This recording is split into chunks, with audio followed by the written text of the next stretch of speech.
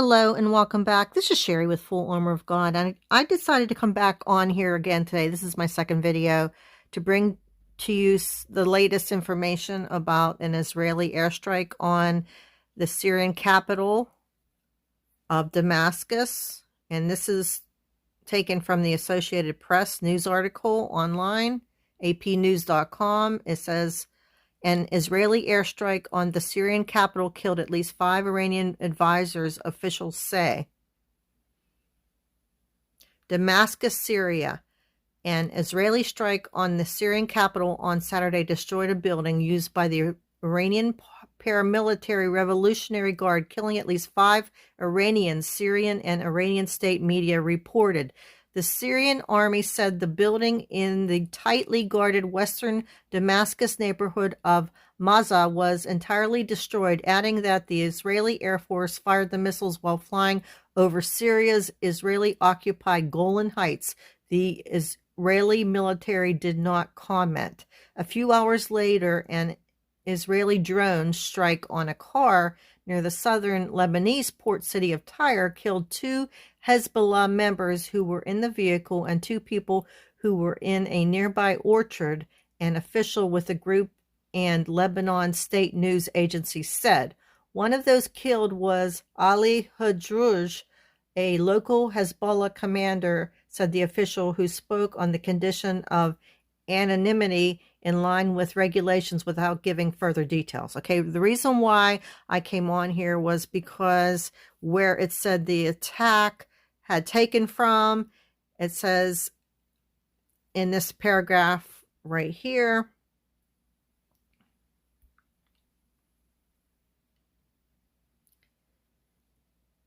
that the Israeli Air Force fired the missiles while flying over Syria's Israeli-occupied Golan Heights.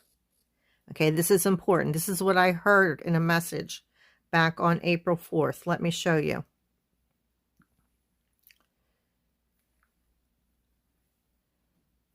On Tuesday, April 4th,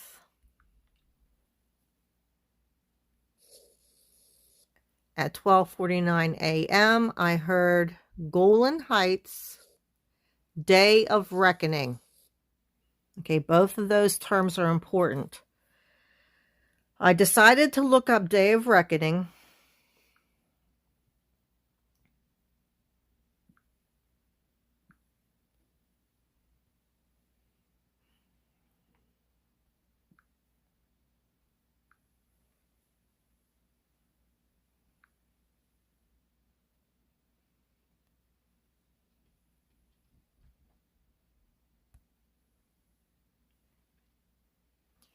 And the Day of Reckoning refers to the last judgment of God in Christian and Islamic belief, during which everyone after death is called to account for their actions committed in life.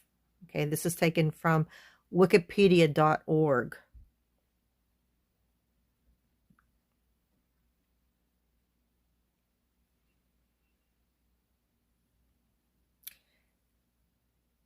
So it actually led me to some scriptures too. When I typed in Day of Reckoning, let me show you.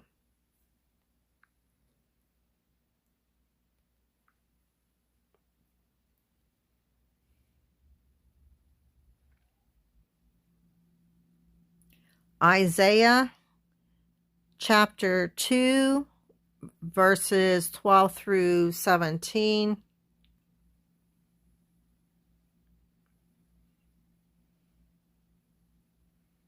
Okay, now this is from the New American Standard Version of the Bible.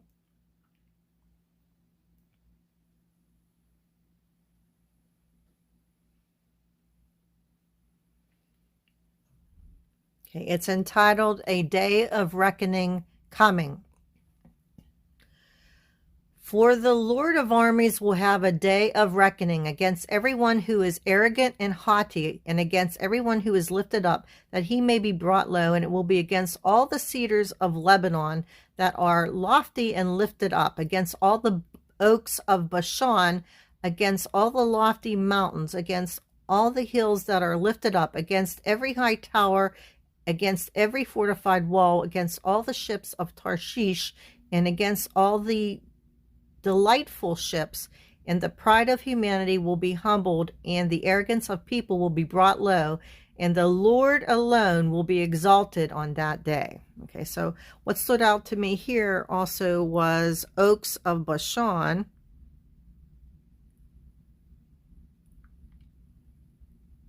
With regards to location.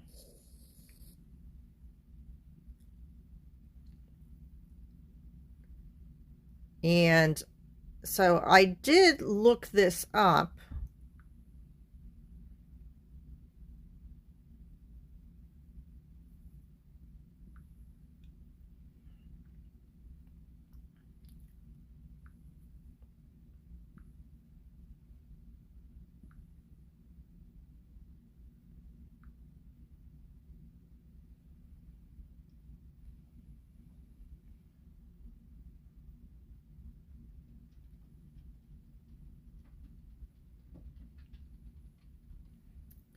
Bashan, and this is on Wikipedia, is the ancient biblical name used for the northernmost region of the Transjordan during the Iron Age. It is situated in modern-day Syria. Its western part nowadays is known as the Golan Heights, was captured by Israel during the 1967 Six-Day War and annexed in 1981.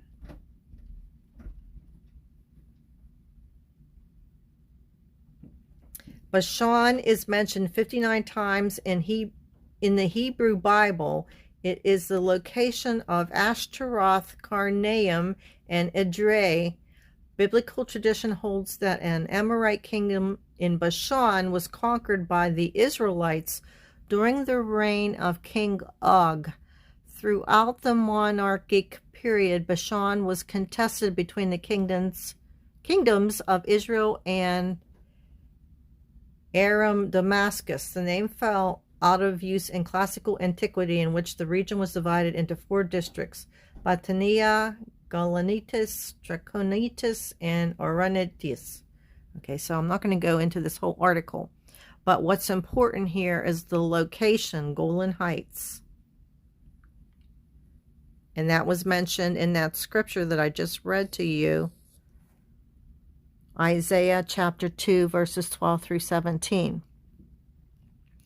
Another scripture, too, which I found was important with regards to the Day of Reckoning, is Isaiah chapter 10, verse 3.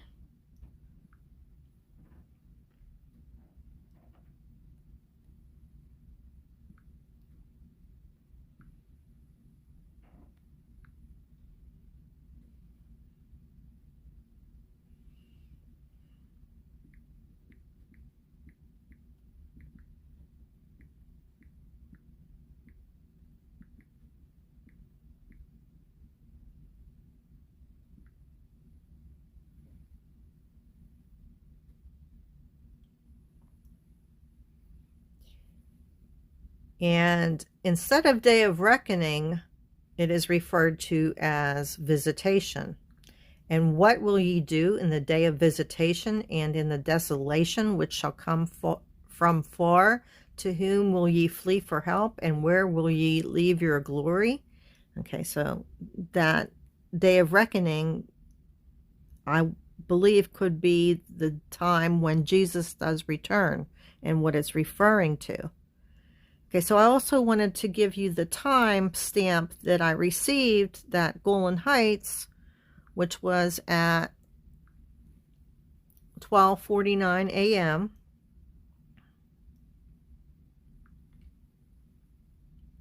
Here's Golan Heights on Tuesday, April 4th. So I looked up 12:49.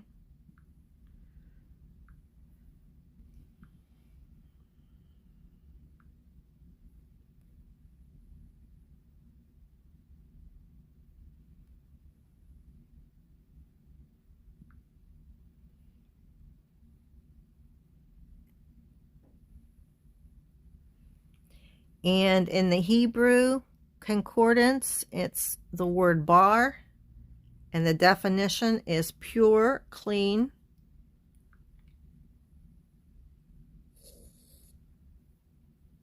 And if you look under where it says NASB translation, it's further described as clean, innocent, pure, who are pure. And one of the scriptures that stood out to me was Psalm 2:12.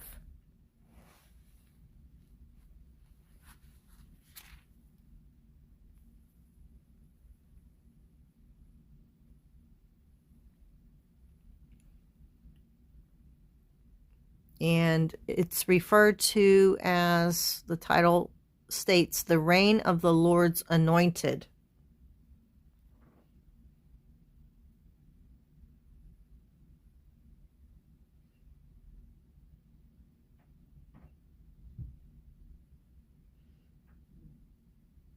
Okay, it's not that long. I'm going to read the entire thing. It says, "Why do the nations rage and the peoples plot in vain? The kings of the earth set themselves and the rulers take counsel together against the Lord and against his anointed, saying, let us burst their bonds apart and cast away their cords from us. He who sits in the heavens laughs. The Lord holds them in derision. Then he will speak to them in his wrath and terrify them in his fury, saying, as for me, I have set my king on Zion, my holy hill. I will tell of the decree. The Lord said to me, you are my son today, and I have begotten you. Ask of me, and I will make the nations your heritage and the ends of the earth your possession. You shall break them with a rod of iron and dash them in pieces like a potter's vessel." Okay, now here's verse 10. "Now therefore, O kings, be wise, be warned, O rulers of the earth. Serve the Lord with fear and rejoice with trembling. Kiss the Son, lest he be angry and you perish in the way. For his wrath is quickly kindled. Blessed are all who take refuge in him." Okay, so he's speaking about his anointed, the ones, I believe, who are the remnant that come back. I believe this is after the rapture of the first fruits, the harvest workers that come back, the 144,000, to bring in those who are left behind. And this gives you a description of that, in my opinion. Okay. Now, I also heard the word Damascus fairly recently. It was on January 14th, 2024. Now, let me show you.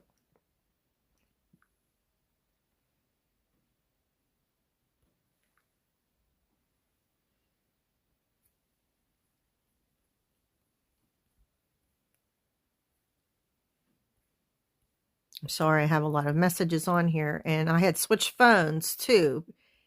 So I have to back up a little bit on the dates because it did not specifically give a date when I did hear that word, because that was the time period when I transferred everything over to this new phone.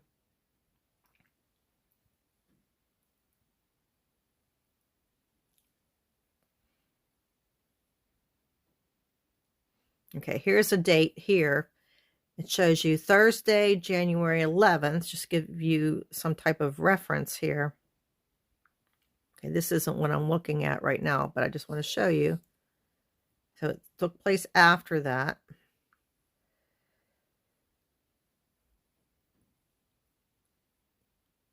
Okay, now down here is Damascus.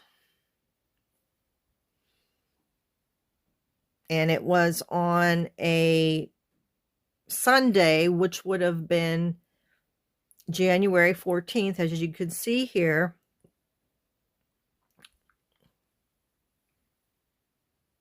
Damascus at 11:01 p.m. And the following day is a Monday. Okay, so it was on a Sunday. It was January 14th. So I looked up 11:01 in Strong's Hebrew Concordance.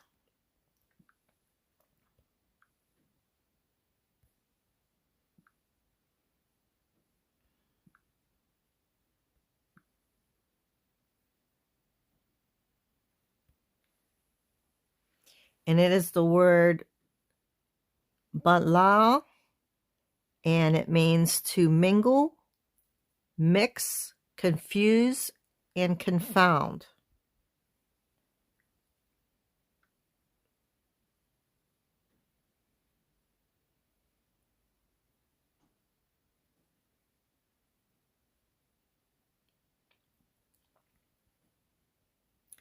So what I found interesting about this message is that I believe what you can take away from this is the word confound, because of how it was a surprise attack on Damascus, Syria, and I believe they were confounded. I did also look up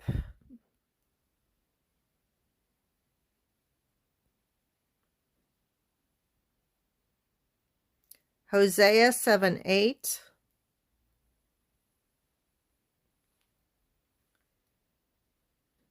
And it actually speaks of the iniquity of Ephraim. It says here, this is the English Standard Version, when I would heal Israel, the iniquity of Ephraim is revealed, and the evil deeds of Samaria, for they deal falsely. The thief breaks in, and the bandits raid outside. But they do not consider that I remember all their evil. Now their deeds surround them. They are before my face. By their evil they make the king glad, and the princes by their treachery. They are all adulterers. They are like a heated oven, whose baker ceases to fire from the kneading of the dough until it is leavened. On the day of our king, the princes become sick with the heat of wine. He stretched out his hand with mockers. For with hearts like an oven, they approach their intrigue. All night their anger smolders. In the morning it blazes like a flaming fire. All of them are hot as an oven, and they devour their rulers. All their kings have fallen, and none of them calls upon me. Okay, now here's verse 8. Ephraim makes himself with the peoples. Ephraim is a cake not turned. Strangers devour his strength, and he knows it not. Gray hairs are sprinkled upon him, and he knows it not. The pride of Israel testifies to his face, yet they do not return to the Lord their God, nor seek him for all this. Ephraim is like a dove, silly and without sense, calling to Egypt, going to Assyria. As they go, I will spread over them my net. I will bring them down like birds of the heavens. I will discipline them according to the report made to their congregation. Woe to them, for they have strayed from me. Destruction to them, for they have rebelled against me. I would redeem them, but they speak lies against me. They do not cry to me from the heart, but they wail upon their beds for grain and wine. They gash themselves, they rebel against me. Although I trained and strengthened their arms, yet they devise evil against me. They return, but not upward. They are like a treacherous bow. Their princes shall fall by the sword because of the insolence of their tongue. This shall be their derision in the land of Egypt. Okay, so Ephraim refers to the United States.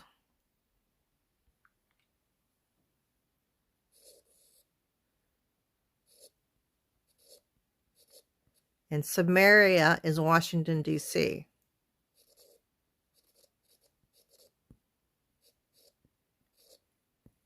Okay, so I believe this is in reference to the United States and its backing of Israel and what our fate is going to be as well. And I also did find a video about this, just happened today. I'm recording this on January 20th. And this video gives you a description about what took place. An Israeli missile strike on Syria's capital Damascus on Saturday killed 4 members of Iran's Revolutionary Guards. That's according to a security source in the regional pro-Syria alliance, who told Reuters the head of the force's information unit in Syria was among the dead. In a statement carried on Iranian state television, the Revolutionary Guards confirmed that 4 of its military advisors were killed. Israel has long pursued a bombing campaign against Iran-linked targets in Syria, but it has shifted to deadlier strikes in the wake of the October 7th attack on Israel by Hamas militants from Gaza. Other local media in Syria said explosions were heard across the Syrian capital. The security source was part of a network of groups close to Syria's government and its major ally, Iran. They said the multi-story building in the Mroue neighborhood was used by Iranian advisors supporting President Bashar al-Assad's government, and that it was flattened by precision-targeted Israeli missiles. There was no immediate comment from Israel. In December, 2 Israeli strikes killed 2 Guards members in Damascus and an advisor to the force.